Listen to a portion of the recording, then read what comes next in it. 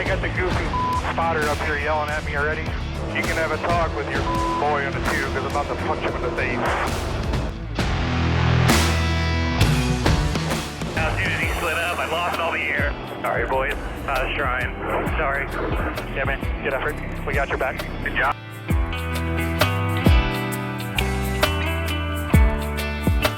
And what's up, everyone? Welcome to another episode of Historic Hot Lap. Month of May's here. We're getting ready for Indianapolis. We got a whole lot of stuff going on. Let's dive into it with what we had this last week here in racing. Had a lot of stuff going on. Let's kick it off with the Miami Grand Prix over at Formula One. No surprise, Piastri clinching another consecutive Grand Prix win. Impressive form this season from that team over there at McLaren. Showing right where they left off that everything's just incredible over there and they've got it dialed in. Max Verstappen had a pretty good race to start, started from the pole position, had a lot of stuff going on with him and Lando Norris, a lot of back-to-back battles. Managed to maintain his lead for quite a bit on that, but obviously didn't get the race win.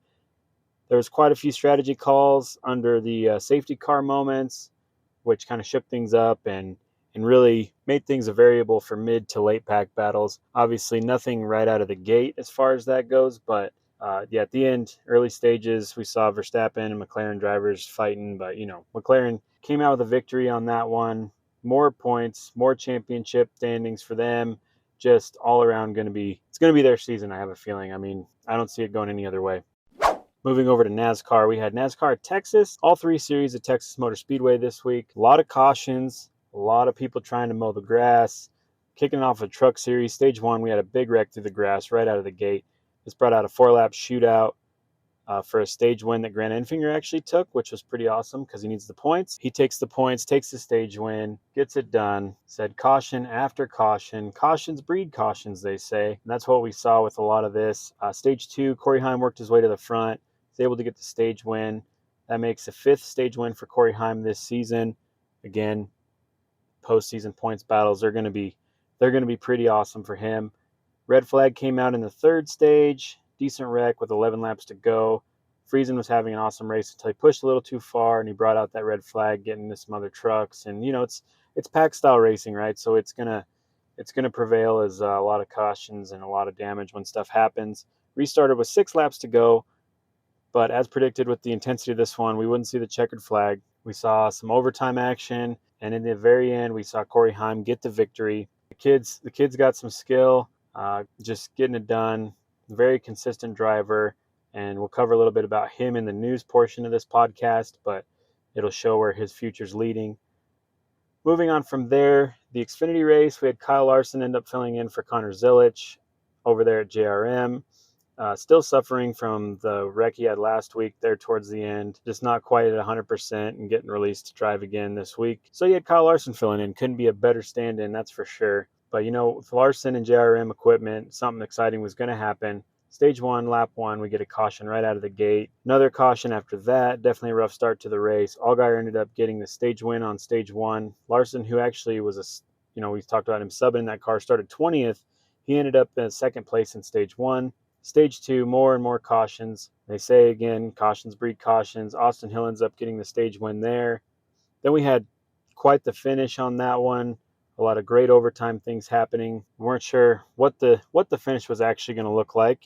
But going into double overtime, we see Kyle Larson get the win in his car that normally is ran by Connor Zilic at number 88. So just showing they have great equipment over there, great drivers. I mean, overall, just amazing finish to that one. This brings us to the Cup Series. Stage 1, Toyotas looked pretty fast, at least at first. Tyler Reddick was looking really good. Austin Cindric took the green-white checker under caution as we saw this engine blow out from the number 11 Denny Hamlin car. Caught a big fire. Something you don't see, real common. They were talking like it might be an oil pan failure or something like that, but just a bad day to be Denny Hamlin on that one. With Austin Cindric gets the stage win there. As we worked through it, the Chevrolet started looking a little bit faster. Mid-pack battles. Stage 2 ends under caution, but this time Kyle Larson is out front, which really is no surprise there. He gets the stage win and gets even more points, which obviously we say everybody needs them, but he needs them less than others, that's for sure. He's having a great season. Going on to the win, you had Joey Logano after the rough start he had this season with no top 5s, limited finishes, a lot of DNFs. box himself into the playoffs by getting that win there. So we'll say much deserved win on that one. He did work really hard at it, got it done. Just looking good overall for that team at Penske, starting to make some strides. Once again, should have been Ryan Blaney's race probably, but he got mixed up in some nonsense, so we can't fault him. He's got a whole lot of bad luck. Let's talk some IndyCar at Barber. Practice and qualifying were a bit tricky. We saw a lot of rain, a lot of wet track conditions. Some guys ran in practice under full wet track just to test the abilities of their cars, I guess. I don't really know. You saw a lot of the experienced drivers staying away from all that, not trying to damage their race car, knowing that the rain was probably not going to be there for the race. So looking at the race, another caution-free event, which is mind-blowing with IndyCar, is now 300-plus green flag laps. The biggest story on this one was VK put on a show, nearly securing a podium, securing fourth-place finish. We thought for sure for a while, strategy-wise, he was going to make it, but up to third place, and given a few laps, he probably would have. He was running good, but the lowest budget team fighting against the highest budget team for third place was completely insane, just amazing to watch. As far as the win goes, another easy show for Palou. He's unstoppable, completely dominated the front of the field. I don't want to say everybody should give up on the championship this early in the season. Anything can happen, but man, is he running away with it. And that Chip Ganassi team is just on point every single time. We saw some pretty good mid-pack battles, moving and shaking and whatnot, but overall, Palou gets the win. VK getting a top 5 for Dale Coyne, which to me, that's the most exciting story of the day. So another good one to see. We're ramping up. We've got the Indianapolis Grand Prix coming up, the road course. And then after that, we've got the 500. So let's move over to World of Outlaws at Eldora. I mean, we can talk about the details, but we all know Gravel owns Eldora at this point. David Gravel wins the night. Schatz comes in second, and Macedo rounds off the podium in third. Great action at Eldora like usual, and there always is. But Gravel's got something figured out at Eldora. Ever since he won the Kings race last year, he just can't be stopped at any event at Eldora. So congrats to him and the team. Yeah, I was just trying to be patiently aggressive there. The 4 car was running a good pace up high and, slowed me down a little bit, but he was going pretty good up there. So, I tried to pass him once or twice. It felt like it really broke my momentum and felt like I had to get back up and huffing again. And the last lap, I kind of ran down the track. So, man, what a tricky track tonight. It was tough to feel a little grip, tough to exit well. And, I felt the best against the cushion and didn't feel as good down the track. But it's hard to do that when you're leading and your pace is fast. And you can start basing off other guys and trying to bottom better. But I don't think Donnie was that far up early on, and he must have really got going late. So seeing there was a lot of movers and shakers at the end. But we also had the Texas Stampede with the high limit sprint guys. This one's a fun one. Thursday night, we had Thursday and Saturday, which is an odd schedule, keeping Friday night open for everybody, which is when the Outlaws were running. So they're working coincide with each other, which is kind of awesome to see. But Thursday night, Brett Marks sled over Brad Sweet, gets back-to-back wins at Texas. He won in the fall of last year as well, I believe. And then we had the finale on Saturday night, in which we saw California's Rico Abreu getting the win over Larson. Third place, Brad Sweet. Super, super cool to see that. See Rico get another one. And it's fun seeing Larson and Sweet battling too. Just the guys are just getting after it out there. But the High Limit Series is getting stronger and stronger. So I'm sure we'll see a lot more good competition this year from them. Just tried to be patient and really, study the pace of the race. I think that's what when you get to these unique events with these formats and in these crown jewel races that we get to go to throughout the year, when there's big money on the line and the energy and the pressure of the race is quite a bit higher. I try to put myself in those positions on all of these races and just try to execute as much as I can. And I knew when you have cars as good as they are, the most consistent cars in the country were second and third, finishing behind me. And I just knew I had to be very critical on, the decisions I made. And I put a lot of that on my team and how, good and execute they make decisions throughout the night of the races on my car and make sure I have a great balance. Got a few little news topics to cover this week. Nothing real crazy, but let's talk about it. We'll start off with a little Indy NXT news. Jack William Miller has been fined $5,000 and placed on probation for the remainder of the 2025 season due to rulebook violations. basically this all equated from some non-pleasant comments he made about the direction of the series and the series as a whole. The freedom of speech thing doesn't really work when you're a contracted driver in a sanctioned racing series and not running for your own team and everything else. But not a huge thing, but noteworthy nonetheless that he's going to be on probation the rest of the season and had to pay $5,000. So over at F1, we confirmed from the news announcement there, the Miami Grand Prix has been extended as a regular race until 2041 as of now. Seems like an aggressive contract, but that's how long they plan to run that track in its current formation. So we'll see a lot more Miami Grand Prix like we saw this week. And yeah, just 2041, that's a long ways out, but I get what they're doing. They're trying to secure stuff and trying to keep the sport's momentum going. They know what they're doing. They're the fastest growing motorsport out there right now, so they definitely know what they're doing. And a couple little bits over at NASCAR. We talked about Corey Heim earlier, winning the truck race at Texas. Well, 2311 Racing, who has had Corey Heim as a development driver, announced that they will add another car to the stable in 2026. Corey Heim will run the number 32 car for 2311 in a full season effort in the Cup Series next year. So going from trucks straight over. He has ran a couple partnership deals over at Xfinity and done just fine. So get him in the next gen Cup car and see how he can do with that. The other thing over there at NASCAR right now is the championship race will now be on a rotating schedule with other tracks, including Miami Homestead, which is fully confirmed now, I believe, that Miami Homestead will be the championship race for 2026. So I'll be on the lookout for tickets on that one.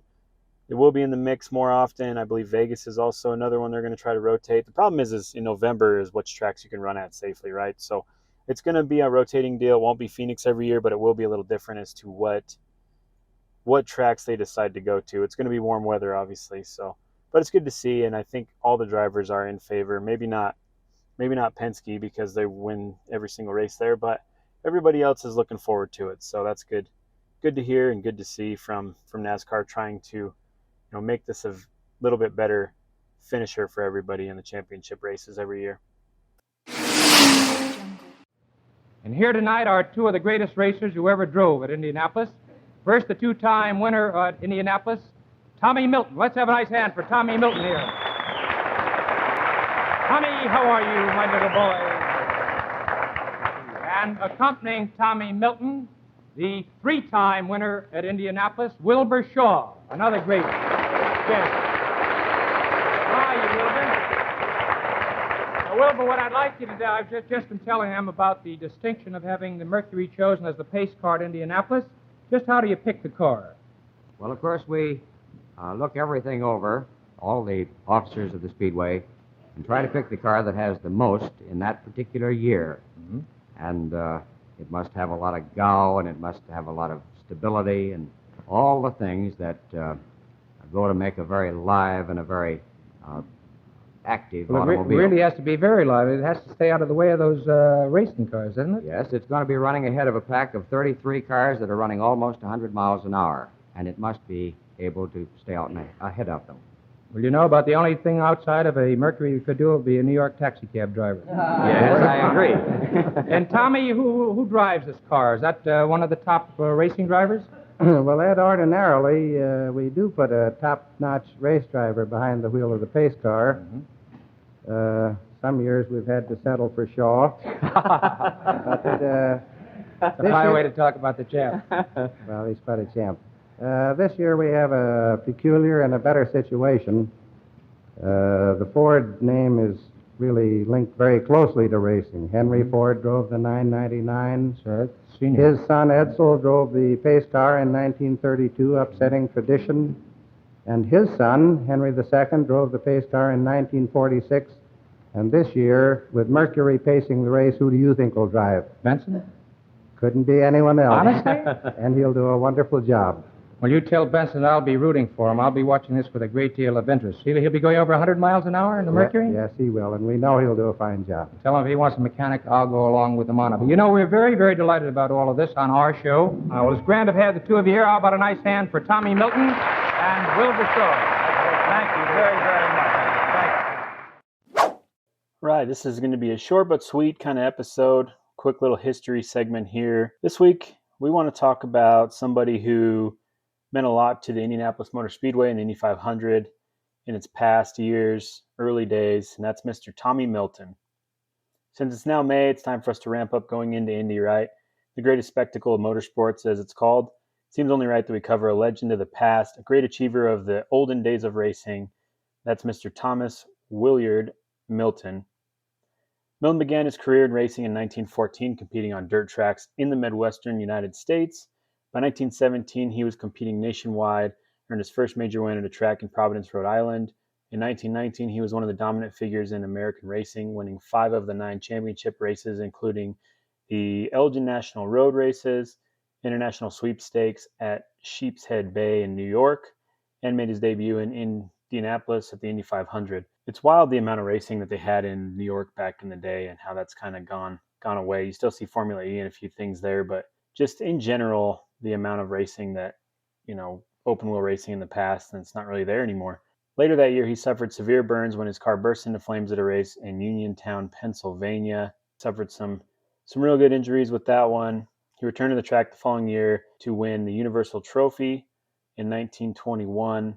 Milton also won the United States National Driving Championship, often referred to as the Champ Car Series Championship of that day, kind of what that evolved into. Milton was a starter in the Indianapolis 500 8 times, earning the pole position once and finishing in the top 5 on 4 occasions. He drove for Duesenberg his first time in 1919 and again the following year when he finished third. In 1921, he was then 27 years old. He won and celebrated the race driving a straight 8 Frontenac built by Louis Chevrolet. In 1922, he had a lot of fuel issues and a fuel tank problem that forced him out of the race after only 44 laps. But he came back in 1923 driving the HCS Motor Company Miller 122, and he won the race for a second time.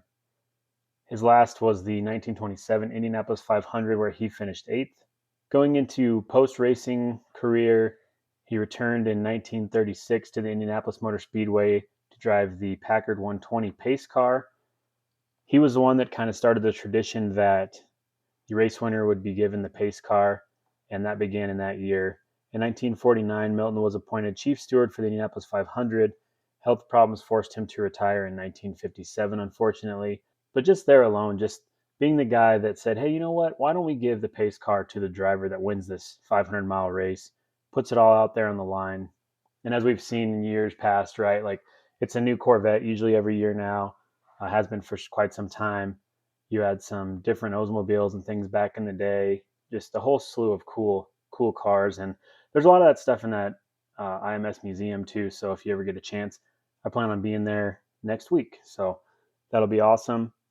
Check out the new revamp on that. But pretty awesome that Milton was the one that started that whole thing with giving the car away to the driver.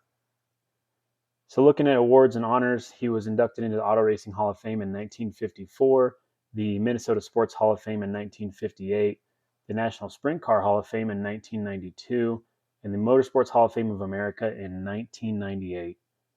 As far as his stats go, pretty impressive run for what it was back in the day.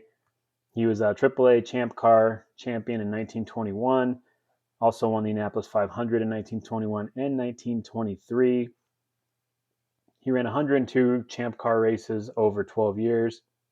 His first race was the Des Moines 150 in Des Moines in 1916, and his last race was the 1927 Indianapolis 500. Took him a year to get his first win. He saw that in 1917.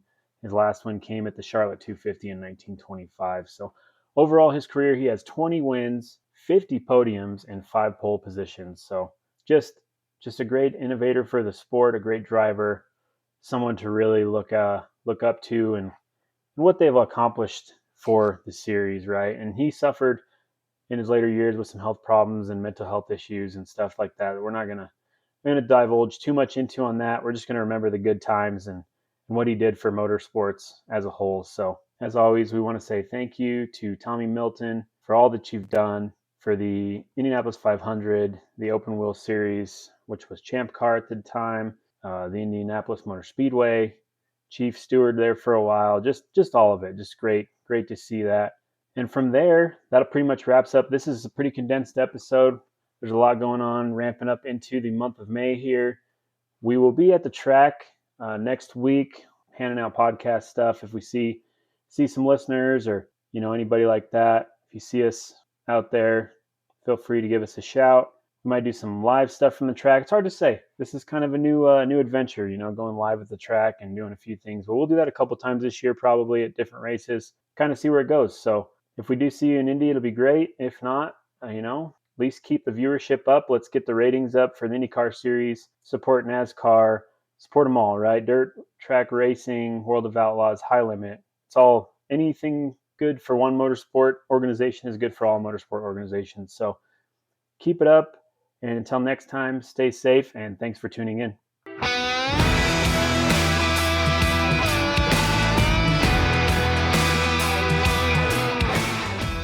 Thank you for sharing your time with us.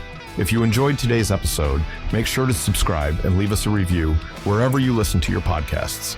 Don't forget to follow us at Historic Hot Laps on X and all your other social platforms for the latest updates and sneak peeks into upcoming episodes. You can reach out to us directly at historichotlaps@gmail.com. Send us your feedback, questions, comments, opinions, and additional subject matter you'd like us to cover. Thanks for tuning in.